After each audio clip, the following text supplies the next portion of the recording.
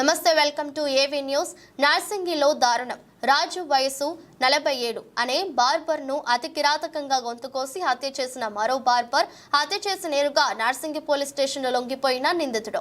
హుటాహుటిన ఘటనా స్థలానికి చేరుకున్న కాప్స్ మృతదేహాన్ని ఉస్మానియా ఆసుపత్రికి తరలింపు, కేసు నమోదు చేసి దర్యాప్తు చేస్తున్న కాప్స్.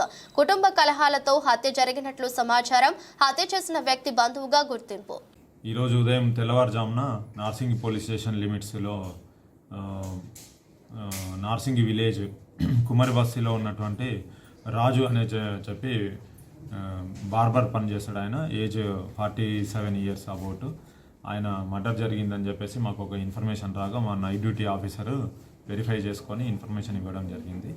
దాంట్లో వివరాల్లోకి వెళ్తే రాజు అని చెప్పేసి 47 ఇయర్స్ ఏజ్ అయిన బార్బర్ షాప్ నడిపించుకుంటాడు.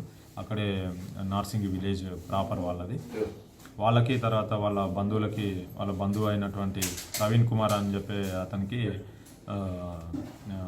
కొన్ని రోజుల నుంచి పడట్లేదు, ఇద్దరి మధ్యలో చిన్న చిన్న గొడవలు నడుస్తున్నాయని చెప్పేసి తెలిసింది.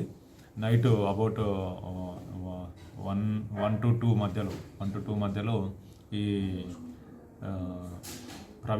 రాజు ఎవరైతే ఉన్నారో రాజుని గొంతు కోసి చంపడం జరిగింది.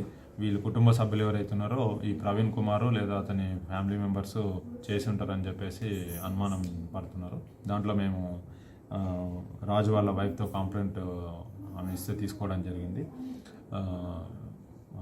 ఆమె ఫిర్యాదు మేరకు ఒకటి మర్డర్ కేసు కట్టినాము. అదే బార్బర్ షాప్లో ఉన్నటువంటి గడ్డం చేసే ఖర్చుతోన బ్లేడ్ పెట్టి అది గొంతు కోయడం జరిగింది. దీంట్లో కేసు కట్టినాము, ఇన్వెస్టిగేషన్ చేస్తున్నాము. వీళ్ళంతా చంపిన ఆయన గంజాయి సేవించినట్టుగా ఇంకా అక్కడ కూడా కొందరు అది తెలియదు. అది దర్యాప్తులో తెలుస్తుంది, ఏంటి అనేది దర్యాప్తులో తెలుస్తుంది.